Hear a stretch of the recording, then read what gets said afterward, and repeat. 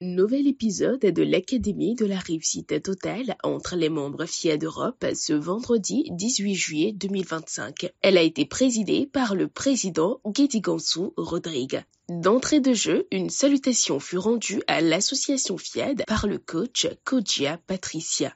Je m'engage à regarder le côté ensoleillé de chaque chose à regarder le côté ensoleillé de chaque chose et à transformer mon optimisme en action. Mi impegno a essere sempre caloroso e a sorridere a tutte le creature viventi che incontro. Ayant choisi d'être présent à ce rendez-vous divin, les privilégiés ont eu droit au discours de bienvenue de la merveilleuse coach Annick Guédigansou. En ce jour du 18 juillet 2025, ta vie a déjà pris une nouvelle dimension.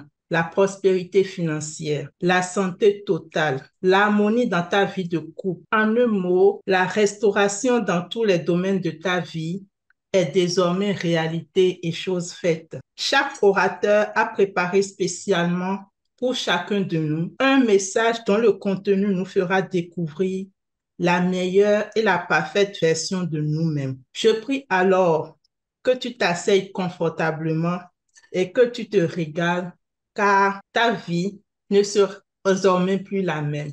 Place maintenant aux exhortations. Le président FIED Allemagne, le coach Katakmao Touré Ousmane, a incité les participants à fréquenter les personnes qui suscitent en eux l'assurance de la richesse. Disons ceci, le Père m'a souvent l'habitude de le dire, quand dans notre cerveau, nous programmons et nous savons, nous commençons par écouter les paroles et qu'on se dit qu'on va être riche, automatiquement, tout se met en marche pour qu'on puisse côtoyer aussi les gens qui sont riches.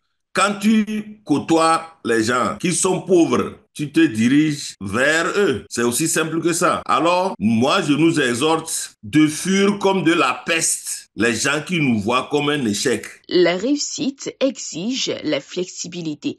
Tel a été le thème développé dans la deuxième exhortation par la vice-présidente FIED France, coach Yao Virginie. Réussir, ce n'est pas suivre une ligne droite sans jamais dévier. C'est avancer malgré les obstacles, malgré les imprévus, malgré les échecs. Et pour cela, il faut savoir s'adapter. La flexibilité, ce n'est pas l'instabilité. Ce n'est pas changer d'avis toutes les 5 minutes. C'est la capacité à ajuster sa stratégie sans perdre de vue sa destination. Celles et ceux qui réussissent sont rarement ceux qui n'ont jamais rencontré d'échec. Ce sont ceux qui, face à l'échec justement, ont su rebondir. Prenons l'exemple d'une entreprise. Celles qui refusent de se transformer, qui restent figées dans leur méthode, finissent souvent par disparaître. En revanche, celles qui innovent, qui écoutent, qui testent et qui s'ajustent, traversent les crises et grandissent. Je dirais que la flexibilité, c'est aussi une forme d'intelligence. C'est la capacité à rester ouvert, à apprendre, à se remettre en question et surtout à comprendre que le succès ne réside pas dans la rigidité, mais dans l'adaptabilité.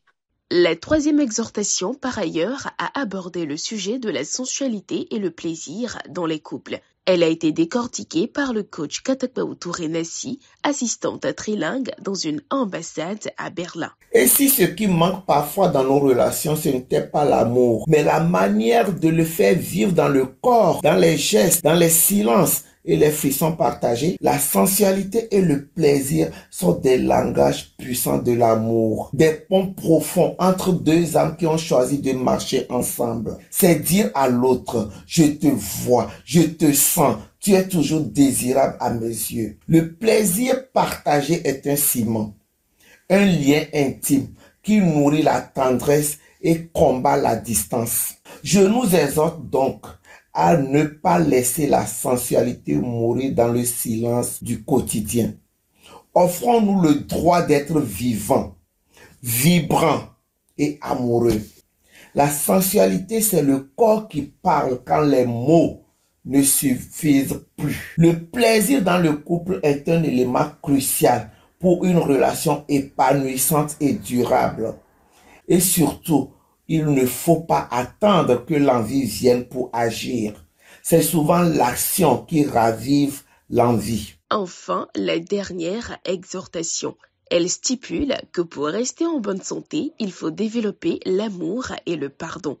Ce thème a été brillamment développé par le coach Traoré Sibi Hayat, psychothérapeute. La santé par l'attitude, développée par le professeur Carl O. Simonton, affirme que pour ne pas tomber malade, l'une des clés est qu'il faut développer l'amour et le pardon. Choisir le pardon, c'est choisir de vivre sans s'encombrer l'esprit, c'est renoncer aux problèmes. Celui qui refuse de pardonner garde en lui les problèmes et les maladies.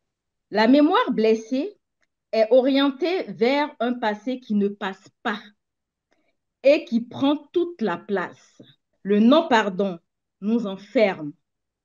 Il se transforme en émotions qui, à leur tour, vont impacter le corps. La colère agit sur le foie, la peine sur le cœur, l'excès de pensée sur la rate. Pardonner, en réalité, c'est se faire le plus beau cadeau. C'est refuser de boire le poison qui nous rend malades. Pardonner, c'est cesser d'être une victime. Alors, pardonnons-nous, donnons-nous une part. Être en bonne santé n'est pas une coïncidence, mais une conséquence. Ce fut ensuite le moment de recueillir les avis des uns et des autres, sans oublier l'instant primordial, le showtime.